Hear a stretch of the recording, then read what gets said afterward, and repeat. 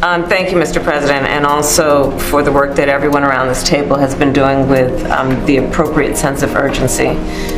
Welcome to US News Update 5. Check out today's latest news update. Thank you. Lost everything. Kamala Harris says LA residents have nowhere to go. January 10, 2025, 6:29 a.m. Lost everything. Kamala Harris says LA residents have nowhere to go. Play. Mr. President, and also for the work that everyone around this table is doing with due sense, because this is an urgent matter. What we've seen in California, and particularly in Southern California, is extraordinary both in its nature and its unprecedented nature. And what we're seeing is a situation that is highly dynamic, it's highly in play, and somewhat unpredictable, because we're literally waiting to see which way the wind blows.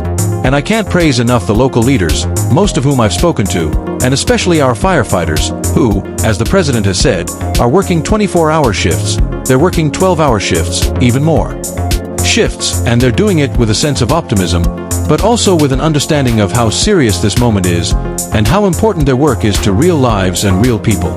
Thousands of families have been displaced, many of them families with young children, who have nowhere to go. And what we know is that this is a matter of immediate urgency, but it's also something that will have an impact for months and years to come. And at this point, I would also note the fact that, sadly, many insurance companies have canceled insurance for many of the families who have been affected, and will be affected, which is just going to delay or add an additional burden to their ability to recover. And I think that's an important point that needs to be raised, and hopefully there can be some way to address this issue, because these families, so many of them, don't have the resources to recover in any meaningful way otherwise.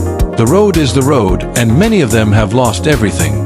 However, in the midst of all the trauma, we've seen extraordinary acts of heroism.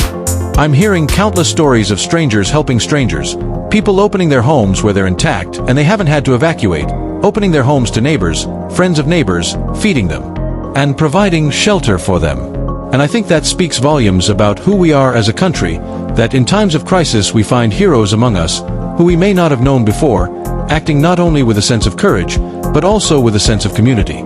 And I applaud all of the people who are approaching this crisis with that spirit. And most importantly, there are incredible heroes every day who are working on the front lines of this fire in California right now. And in particular, I want to thank the firefighters for what they are doing. They are, as the President said, putting themselves in harm's way. And they are doing what they are doing, which is about helping people who are complete strangers to them, and they are doing it in some of the greatest moments of need that anyone can face.